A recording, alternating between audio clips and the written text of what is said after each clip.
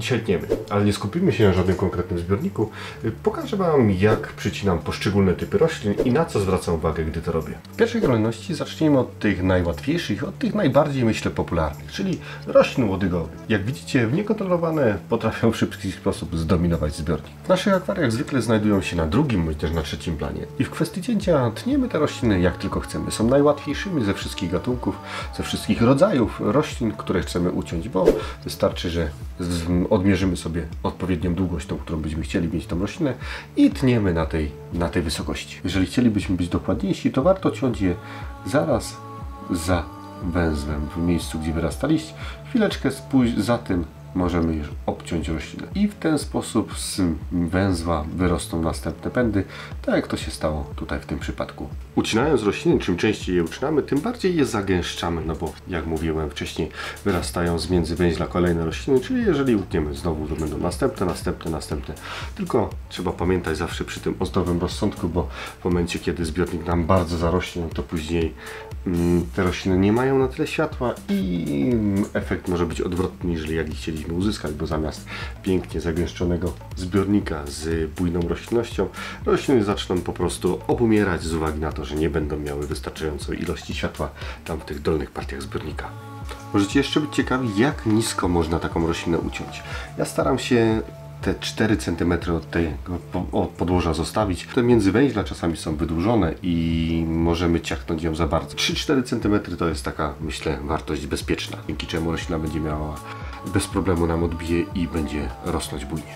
Rośliny łodygowe cechują się jeszcze tym, że możemy z nich tworzyć pewne kształty. Jeżeli będziemy odpowiednio je przycinać, odpowiednio będziemy je kształtować, to po czasie będziemy mieli z tego ładne dekoracje w formie kształtów takich, jak byśmy chcieli. Rośliny łodygowe mają jeszcze jedną bardzo fajną cechę, mianowicie te sadzonki, przycięte kawałki możemy posadzić na nowo, wyrosną z nich kolejne rośliny. Drugim rodzajem roślin na dzisiaj będą mchy. Nie ma tutaj żadnej reguły. Mech można ciąć jak tylko nam się podoba, nawet z tych najmniejszych kawałeczków mech się odrodzi i wyrośnie. I mech możemy ciąć nożyczkami jak tylko nam się podoba, albo po prostu wziąć i obrywać delikatnie na kształt, próbując uformować kształt, który chcielibyśmy uzyskać. Z mchem może być jednak problem, jeżeli będziemy już go mieli w akwarium i będziemy chcieli go przyciąć na jakiś odpowiedni kształt i będą w akwarium również jakieś drobne roślinki trawnikowe. W momencie, kiedy mech, te drobne kawałki powpadają nam pomiędzy ten trawnik, to mech z racji tego, że ma mniejsze wymagania, będzie przerastał nam trawnik i później będziemy mieli problem, bo zamiast trawnika będziemy mieli mech. I będziemy musieli się bawić z wyrywaniem go, a co za tym idzie, będziemy przy tym mogli wyrywać również trochę roślin trawnikowych. W takim przypadku dobrym rozwiązaniem jest po prostu wzięcie węża, podłożenie miejsca, w którym będziemy ten mech przycinali i od razu wyciągnąć te przycięte końcówki, żeby nam się nie roznosiły po całym akwarium. A będąc przy temacie mchów, to ostatnio wpadły mi w ręce takie ciekawe pojemniki i właśnie z mchem będę je wiązał. Tutaj mam ciekawe pomysły na to. Śledźcie kanał, żeby nie przegapić. Następnym rodzajem na dzisiaj roślin są to rośliny rozetowe.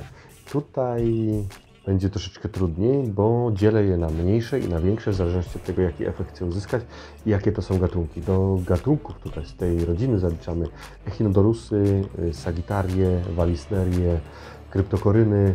Krótko mówiąc, są to wszystkie te rośliny, które rozrastają się na boki. No do góry też rosną, ale to pod nimi nie, żeby Wam nie mieszać. One się rozrastają z reguły na boki tymi takimi nitkami, podobnie jak trawnik zresztą na podwórku. I tutaj w przypadku kryptokoryny, czyli tej rośliny należące do tej większej grupy, przynajmniej przeze mnie uznawane do tych większych roślin, staram się usuwać jedynie te największe liście, te, które mi nie pasują akurat, bo jeżeli będziemy często przycinać daną roślinę, to ona będzie wypuszczała nowe listki i mniejsze listki. Z czasem wymusimy po prostu na niej to, żeby te liście skarłowaciały, żeby były troszeczkę mniejsze. Jak będziemy przycinali te największe liście, no to właśnie w ten sposób to zrobimy. I tak bym robił również w przypadku tych dużych echinodorusów. Usuwamy tylko te największe liście albo te liście, które są po prostu uszkodzone. Przy tym cięciu zwracam uwagę na to, żeby zostawić w roślinie co najmniej 2 liście, po to, żeby ona miała łatwiejszy start, żeby miała siłę na wypuszczenie tych nowych listków. Tutaj niestety trochę inaczej niż w przypadku tych poprzednich roślin, nie da się wykorzystać tego, co przycięliśmy. Te te przycięte końcówki niestety nadają się jedynie do wyrzucenia. No, może jeszcze na kompost. Następnie do tych roślin rozetowych możemy wziąć część roślin trawnikowych. I tu na przykład mamy Sagittarię, Echinodorusy, również te mniejsze, na te Echinodorus tenellus i tnę je po prostu na pożądaną wysokość, tyle ile chcę, żeby ten trawnik miał wysokości, no to tutaj tnę. No tutaj również z uciętych kawałków niestety nic nie będzie i te ucięte końcówki, które będą w roślinie, one nie będą zbyt dekoracyjnie wyglądać, one z czasem zgniją, z czasem się rozpuszczą w wodzie, ale roślina na pewno sobie poradzi i wypuści nowe listki. Jeżeli tylko i wyłącznie będą warunki w akwarium odpowiednie, to dość szybko odbije. Przycinanie roślin, nie tylko tych, tylko ogólnie wszystkich roślin, oczywiście jeżeli mamy odpowiednie warunki w akwarium, przyczyni się do tego, że rośliny będą pobudzone do wzrostu, będą dostawały bodźce do tego, żeby się rozrastać, żeby rosnąć, czyli dzięki temu będziemy mieli łatwiej, szybciej zarośnięte akwarium. Następnie rośliny, które są najłatwiejsze, jeżeli chodzi o hodowlę i zarazem najwolniejsze. Wszelkiego rodzaju epifity, czyli takie rośliny, które rosną przyczepione do korzenia, czy też do kamienia, Polbitisy, Anubiasy, Microzoria i Bucephalandry. Ten rodzaj roślin należy do moich ulubionych. Najmniej przy nich zarówno zmartwień, czy będą rosły, jak i pracy, ponieważ rosną naprawdę powoli. Jeśli chcielibyście bezobsługowe akwarium, to warto pomyśleć o tego typu roślinach. Rośliny te mają kłącza, z których wyrastają liście. W sumie samo kłącze w sobie jest chyba również korzeniem. Kłącze to jest to, co tutaj widać na samym środku. To jest taki ala korzeń tej rośliny, z którego wyrastają wszystkie korzonki oraz liście. Jeżeli chcielibyśmy tą roślinę wziąć, rozmnożyć, to wystarczy, że utniemy tutaj w połowie kłącza i wtedy będziemy mieli roślinki niezależne od siebie. Niejednokrotnie zdarzyło mi się dość mocno przyciąć te kłącze i tak jak tutaj widać, jest to 1 cm kłącza, z którego wyrasta jeden liść już wyrósł i drugi wyrasta obok. Wyrosną z tego również nowe korzonki. Po czasie będzie to osobno duża roślinka. Jeżeli chcemy, żeby roślina była w jak najlepszej kondycji, to wtedy wycinamy te takie brzydkie, poprzerastane liście, dziurawe, jak tutaj w tym przypadku, kiedy wyszły mi poza lustro wody, to one już powysychały od lampy, lampa nieraz stoi bezpośrednio na nim, no to wysusza te liście. Te liście należy wyciąć, wtedy roślina wypuści nowe, odrodzi się na nowo i będzie jej łatwiej. I tutaj to się tyczy wszystkich roślin. Jeżeli zostawimy martwe, takie podziurawione liście, roślina i tak będzie je traktować jako zwykłe liście, czyli będzie pompować do nich pożywienie. A no niestety ten liść nie jest pełnowartościowy, lepiej go uciąć, niech wyrośnie na jego miejsce nowy. Natomiast jeżeli staramy się uzyskać większą ilość sadzonek, to po prostu obrywamy kłącze, tak żeby z każdej strony każda roślina miała co najmniej kilka listków. W ten sposób roślinie będzie łatwiej później się odrodzić i łatwiej odrosnąć.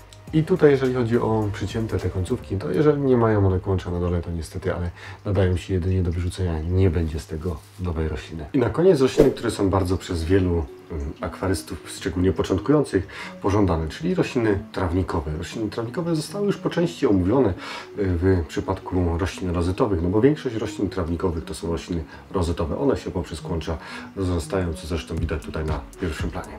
Jak tniemy takie rośliny, a tniemy tak, żeby osiągnąć pożądaną przez nas wielkość.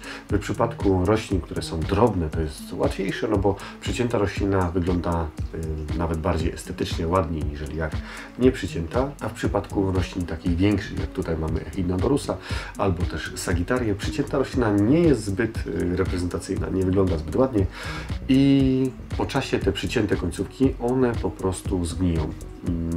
Ale na jej miejsce roślina, jeżeli będzie miała odpowiednie warunki, to wypuści nowe liście. Czym częściej przycinana, będzie wypuszczać mniejsze listki oraz czym częściej przycinana roślina, tym bardziej będzie się rozkrzywiać na boki. Oczywiście nie tylko rośliny rozetowe nadają się na trawnik, bo tak jak na przykład mam w tym przypadku rośliny łodygowe również się nadają. Tutaj mam Hydrocotyle sp. Japan, jest to mniejsza odmiana, coś w rodzaju koniczynki, które w momencie, kiedy będzie miała więcej światła, również będzie ładnie położyć się na pierwszym planie. Na koniec jeszcze ostatnia kwestia, czyli czym ciąć, bo pewnie znajdą się osoby, które powiedzą, że to jest istotne, jakie nożyczki. U siebie mam, co prawda, dwa rodzaje nożyczek, jedne takie większe, drugie mniejsze. Najlepiej mi się tnie takimi zwykłymi nożyczkami chirurgicznymi. Nie wymagają one, według mnie nie potrzeba tutaj do cięcia roślin w akwarium jakichś wymyślnych, nie wiadomo jakich nożyczek. Bardzo często zresztą podczas przycinania używam kciuka dociskając do palca wskazującego łodygę rośliny. W ten sposób chyba nawet wygodniej mi się tnie, bo precyzyjnie wiem, którą roślinę mogę przyciąć. Jeżeli podobał Wam się ten film, nie zapomnijcie pozostawić łapki w górę. Jeżeli ten film Wam się podobał, to któryś z tych, które wjeżdżają teraz na ekran, również Wam się spodobają. Na chwilę obecną to jest chyba wszystko, co przychodzi mi na myśl odnośnie przycinania. Jeżeli coś mi się tylko przypomni, to zostawię w komentarzach. Również jeżeli Wy macie jakieś uwagi, zostawcie je w komentarzach. Pozdrawiam serdecznie, hej!